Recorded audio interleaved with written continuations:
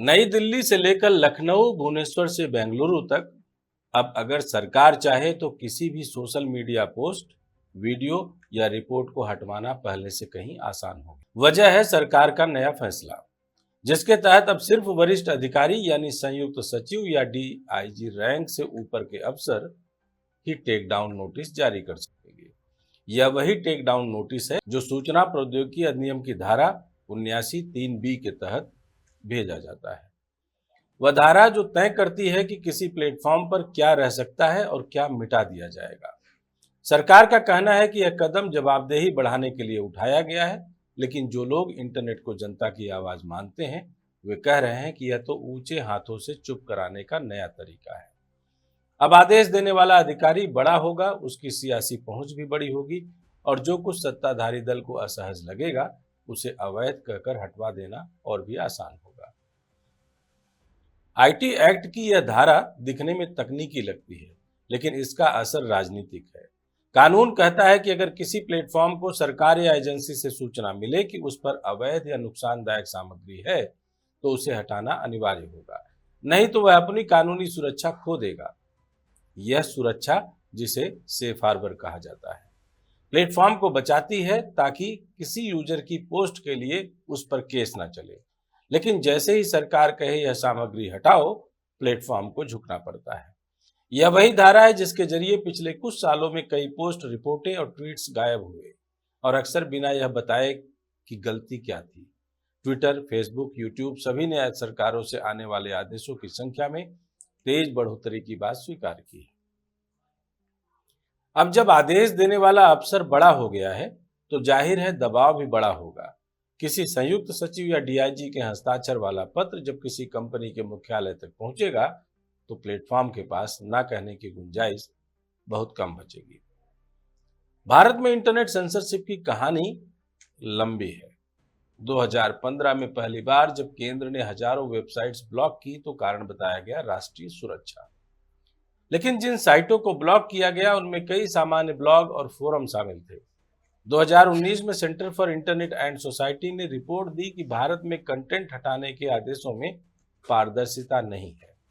2021 में किसान आंदोलन के दौरान सैकड़ों ट्विटर अकाउंट्स ब्लॉक कर दिए गए, जिनमें पत्रकारों, एक्टिविस्टों और आंदोलन समर्थकों के अकाउंट शामिल थे। 2023 में कई राज्यों ने धार्मिक तनाव या चुनाव के दौरान लोक व्यवस्था के नाम पर पोस्ट हटवाए, जिनमें से कई सिर्फ समाचार या आलोचना थी। हर बार वजह दी गई सुरक्षा, शांति, फेक न्यूज, लेकिन नतीजा एक ही रहा, आलोचनात्मक आवाजें धीरे धीरे दबा दी गई, गायब होती गई या कुचल दी गई। अब सरकार कहती है कि यह प्रक्रिया मनमानी नहीं होगी, क्योंकि छोटा अफसर नहीं, बड़ा अधिकारी आदेश देगा। सुनने में अच्छा भी लगता है, लेकिन जानकार सवाल उठा रहे हैं कि रैंक बढ़ने से नीयत कब सुधरती है। जब वही अधिकारी राजनीतिक नेतृत्व के अधीन है, तो क्या गारंटी कि उसका आदेश निष्पक्ष होगा। डिजिटल पॉलिसी विशेषज्ञ निखिल पावा का मानना है, यह कदम जवाबदेही नहीं बढ़ाता, बस निर्णय को और ताकतवर बना देता है। दरअसल यह बदलाव उस स्थिति को जन्म देता है जहां हर आदेश वैध लगने लगता है, क्योंकि उसे किसी ऊंचे अफसर ने जारी किया है। पहले जो नोटिस प्रक्रियागत त्रुटि में खारिज हो सकता था, अब उसकी वैधता को चुनौती देना लगभग कठिन होगा। अब डर और आत्म सेंसर के बीच यह एक नए युग जैसा दिखता है। इंटरनेट कभी वह जगह थी जहां आम आदमी सत्ता से सवाल पूछ सकता था, लेकिन अब वही जगह सरकारी नियंत्रण के घेरे में है। पत्रकारों, एक्टिविस्टों और स्वतंत्र मीडिया पोर्टलों के लिए यह बदलाव नई चुनौती है। अब कोई रिपोर्ट या वीडियो जो सरकार की नीतियों पर सवाल उठाए, उसे भ्रामक या सुरक्षा विरोधी बताकर हटा देना आसान होगा। सोशल मीडिया कंपनियां अपने सेफ हार्बर को बचाने के लिए आदेश का पालन करेंगी, चाहे आदेश कितना ही राजनीतिक क्यों न लगे। और जब हर पोस्ट हटने का खतरा बन जाए, तो लोग खुद सोच समझकर बोलना शुरू कर देते हैं। यही आत्म सेंसरशिप है, जब डर कानून से नहीं, माहौल से पैदा होता है। कुल मिलाकर अब जनता की निगरानी जरूरी सी लग रही है, क्योंकि यह पूरा मामला केवल सरकार और प्लेटफॉर्म्स के बीच का विवाद नहीं है, यह जनता और सत्ता के बीच के भरोसे की परीक्षा है। अगर हर टेक डाउन आदेश जनता की नजरों से छिपा रहेगा, तो पारदर्शिता खत्म हो जाएगी। जरूरत है कि हर नोटिस, उसका कारण और समीक्षा की स्थिति सार्वजनिक की जाए। स्वतंत्र मीडिया को चाहिए कि वह ऐसे आदेशों का रिकॉर्ड रखे और उनकी रिपोर्टिंग करे।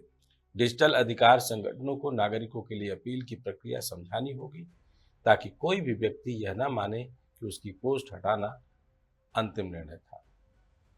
अब लोकतंत्र की असली परीक्षा का भी समय है, क्योंकि आईटी एक्ट की यह धारा अब सिर्फ कानूनी नहीं रही है, यह लोकतंत्र के स्वास्थ्य की कसौटी बन चुकी है।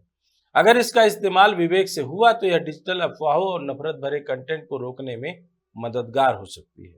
लेकिन अगर इसका इस्तेमाल असहमति को दबाने के लिए हुआ तो यह वही औजार बन जाएगी जिससे जनता की आवाजें कानूनी तरीके से मिटाई जा सकेगी। यह फैसला भारत की डिजिटल राजनीति को एक नए दौर में ले जा रहा है, जहां सेंसरशिप अब चिल्लाकर नहीं, मुस्कुरा कर की जाएगी।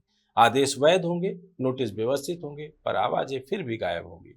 सवाल यह नहीं कि कानून क्या कहता है, सवाल यह है कि उस कानून का इस्तेमाल कौन और क्यों कर रहा है। भारत के संविधान ने बोलने की आजादी को अधिकार दिया है, लेकिन इंटरनेट के इस युग में यह आजादी टिकेगी या नहीं, यह इस बात पर निर्भर करेगा कि जनता कितनी जागरूक है। अब वक्त है कि समाज यह तय करे कि डिजिटल युग में सरकारों की ताकत कितनी होनी चाहिए और नागरिकों की आवाज कितनी सुरक्षित रहे। वरना आने वाले दिनों में हर विरोधी पोस्ट हटने के बाद लोग बस यही कहेंगे, कानूनन तो सही था, लेकिन लोकतंत्र थोड़ा और छोटा हो गया। अगर आपको लगता है कि वाकई इस कानून के साथ अब जवाबदेही बढ़ी है, तो भी अपनी राय रखिए। या अगर अफसरान की चापलूसी सियासी चम्मचों के हर पैमाने में मापी जा रही होगी, तो क्या होगा, इस पर भी अपनी राय रखिए। जय हिंद, जय भारत।